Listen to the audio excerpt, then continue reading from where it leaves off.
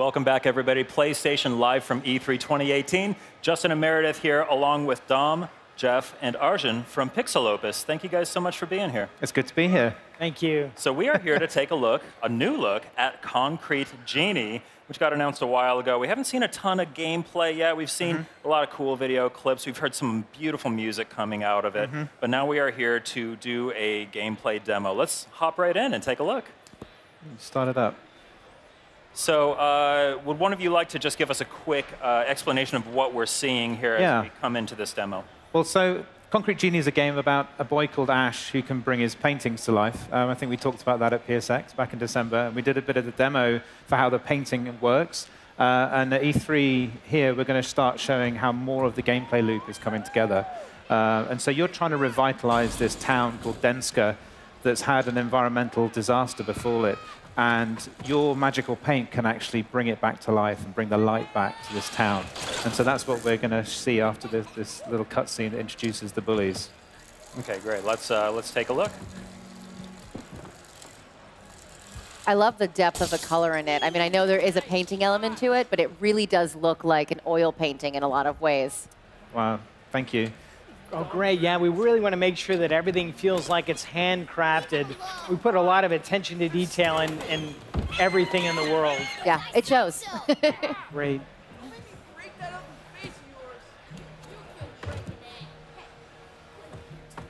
So these guys are going to be coming back later to make it difficult for you to paint throughout the town. Making a daring escape. Yeah.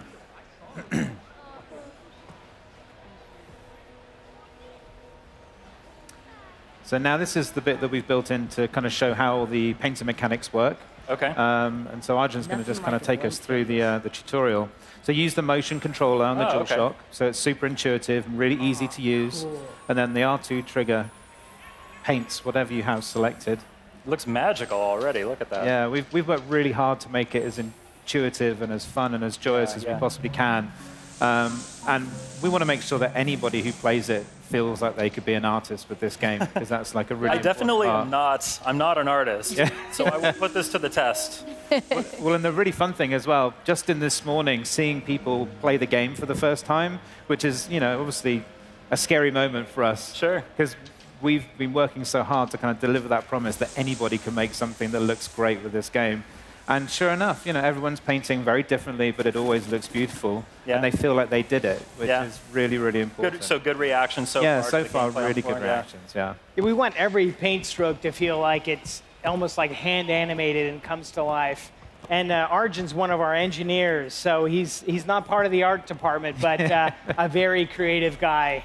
But you can see he's able to paint with ease. Yeah. And it's fun to see people paint in different ways. Sometimes they want to paint by you know, putting 100 suns or rainbows, or so you can paint in a very abstract way, or be very delicate about your paintings also. Yeah. And this is another key component. So it's not just making landscapes. You can make your own creatures as well. Oh, OK. And they have a lot of gameplay purpose, depending on how you paint them. The color gives them innate abilities as well. So the red creatures have fire abilities, and they can help you solve puzzles. And we're going to see a bit of that coming up later as well. And then depending on all the attachments that you add onto them, it gives them different personalities as well. Oh, OK. And so that's a kind of fun thing to discover. So kind of like those antlers that he's putting on. Yeah. And you can, again, you can add onto it however you want to. And then you get to bring them to life and start making this cast of friends to kind of explore the world with you. And once he's a friendly brought to life, you can no longer edit him, or he's really alive within the game. OK, good to know. And these lights that you see on the walls, this is how we kind of quantify painting in the world, because we don't want to judge what you're actually creating. So the game doesn't sit there and say, hey, you're painting well, you're painting badly. We just have these lights up, and as you paint, it turns the lights on. And so when you've brought all the lights back to life, that's when you've completed this section of the world as well. So you kind of have an idea, instead of just being set loose in this giant empty world and not really knowing where to go, it gives you a little bit of direction that way. Now, can you paint on any of the surfaces in the game, or are there only specific surfaces where the paint will work? You can paint on any of the walls anywhere in the world. Wow. And you know, that was another hope, was that everybody's game would look different, which is really important. So you have this kind of more custom, unique experience. And sure enough, everybody's games that we've seen playing the demo today, completely different. And all the creatures are completely different as well. So we're at, oh, go ahead. Yeah, even how you paint the creature changes their animation. So if you paint the creatures horizontally, they act more like animals. They'll howl and scratch at the ground. And, wow. Yeah. And this is how they communicate with you. So we wanted to make sure that the relationship that you have with your creature has some depth to it. Yeah. And they'll ask you for things. In this case, he wants a fire pit. And as far as the creatures are concerned, you're just making a home for them whenever you're painting these landscapes. And so now he wants some dandelions. And once you do the things that they ask, they'll start giving you things in return as well. And so when the creatures are happy with you like this, they can actually charge up your brush. Super paint. And give you super paint, yeah. Thanks, pal. So what's the super paint do? Well, so as I mentioned earlier on, there's this environmental disaster that's kind of befallen this fishing town, which is why everybody's moved away. And this darkness that covers the walls can only be burnt off by your supercharged paint. And it clears it off in this very magical fashion. Wow. But super paint is also kind of painting writ large, so it's kind of overcharged. Everything's bigger, brighter, larger when you paint with super paint as well.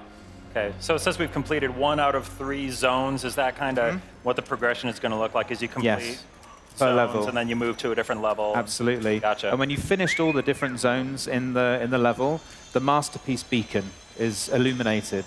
And there's a special location within each level where you get to go and paint a huge masterpiece. Oh, and that's cool. how you kind of wrap up each level. That feels, I feel some echoes of Entwined in there, because it was kind of a similar thing where at the end you got to just kind of like go nuts and form. And, That's right. And actually, it's the same button gesture to activate super paint as it was to turn into the dragon in Entwined as well. Yeah. Now, are the creatures that you created in Zone 1, are they then contained to the world of Zone 1, or do the creatures follow you into other levels? They don't. They're actually landlocked. It's part of the level design. And so there's different places where you can paint and create these creatures throughout the world. But they stay there. And, we thought about, do we want them to come with you the whole time? And actually, it's nice to miss them, And when you come back to them, they're happy to see you. And so you kind of remember where they are, and they'll always help you when you go back to them as well. So we've actually found that that's been a better balance. Hey, over here. So that was a really cool example of how the painting interacts with the world and kind of opens up pathways for you to kind of burn down that door there using, that was his firepower. That was his fire abilities, yeah. What are some other ways that the paintings can interact with the environment? So as you progress through the different levels, you unlock different colors. And those different creatures have other abilities. And we've tried to make them very intuitive and elemental. So yellow creatures have electricity. And I'm not going to give away too many of the other ones, but you'll unlock them as you go through the game. Now, we just got a prompt about escaping bullies on this level. So they're about to come and start hounding and making life difficult for Ash. So these are the bad guys in the game. And you saw them in the cutscene earlier on. And so as the game has kind of opened up into this mini open neighborhood. And they're landlocked as well, so they stay at the street level, but the rooftops is Ash's space. And so he has a kind of agile platforming moveset, and he can clamber up to the rooftops and get up there and get away from them and try and avoid them and lure them around the level. So that's the thing that's putting pressure on you, is you're trying to cover this space with your artwork. Let's see. And what was that he just found a brush. So before this chunk of gameplay, the bullies have stolen his sketchbook, and they've ripped all the pages out and scattered them into the wind. I remember that from the reveal trailer. That's right. And so they're kind of floating around as well, gives you something to chase. But you get this cool gameplay reward every time you catch one, which is a new painting technique. Oh, cool. Yeah. And do those affect the gameplay in tangible ways as well, or are they more just kind of stylish? They do, because the creatures really want you to paint specific things at certain points.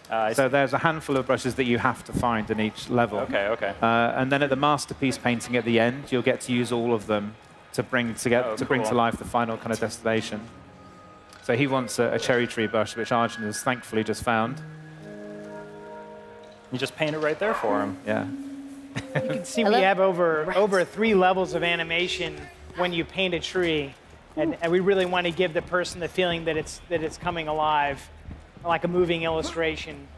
And when the bullies come around your artwork, it actually changes it freezes and loses all its color. Sort of a manifestation of how Ash feels when he's being bullied. I see. So do you have to repaint all those places when the bullies come through? No, so when they leave the area, it comes back to life. Gotcha. It's meant to reflect his mood, but it's also the fact that they can't see it as alive because they don't have the imagination to see it. So when they're around, it completely kind of dies and desaturates, and the creatures get frozen as well. I see. I predict that that will have some gameplay implications in terms of the puzzles and all that. Absolutely.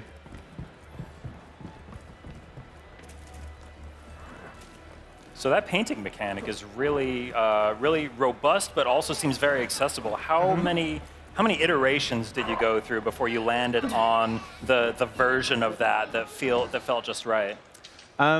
We've had several attempts at getting to the place we're at now, and it wasn't until we let you really freely paint with a cursor that we felt that we'd answered that kind of player expectation and that fantasy of making you feel like an artist. And so, that was our third kind of stab at it. And then we've had about a year and a half since then to have it manifest into the game that you see right now. Now, I know the music is really important, but it sounds to me, and I know it's a little loud here in the convention center, but it sounds to me as if each brushstroke has a different tone associated with it. That's right. So this is something that we've been working on this year as well, just to help encourage every player to keep painting. Each brush has its own melodic instrument attached to it. And so, kind of like Entwined as well, we care deeply about our dynamic soundtrack. And Sam Marshall, our audio director and composer, has designed this amazing system where each brush has its own sound, and it plays in the same key as the soundtrack, and it's perfectly in time with the music as well. So when you're painting, you feel like you're contributing to the soundtrack as well. It seems like quite the engineering feat as well. Yeah. That's awesome. I mean, music is so important. It really is. Creating a really emotional gaming experience, I think. We've designed levels within the world where you can just kind of sit and paint and spend time composing whatever you'd like. And it's really nice because you can have the action part, but you can also take time to make really beautiful little compositions for yourself. Right. Yeah. And yeah, on the note of the music, I remember there was a song that we released from the PGW trailer? Yeah, that's right, from Paris. Yeah, and that was such a beautiful song. I'm really looking forward to hearing more of the music in the game. Absolutely. We're so lucky to have Sam on board, and he's been with us since the very beginning of the project, which we think makes a huge difference. Having somebody representing and speaking about the audio from the very initial design is what enables us to have it so thoroughly integrated into the gameplay. And Sam contributes to the design of the game as well, which is great.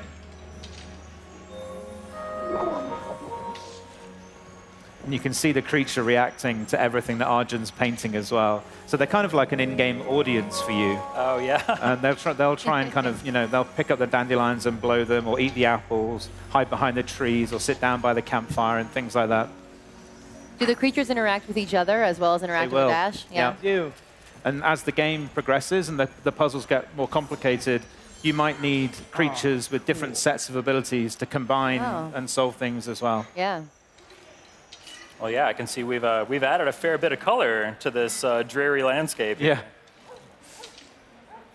Cool. I think we're coming up on time here, but is there anything else any other cool stuff that we wanted to check out before we let you go?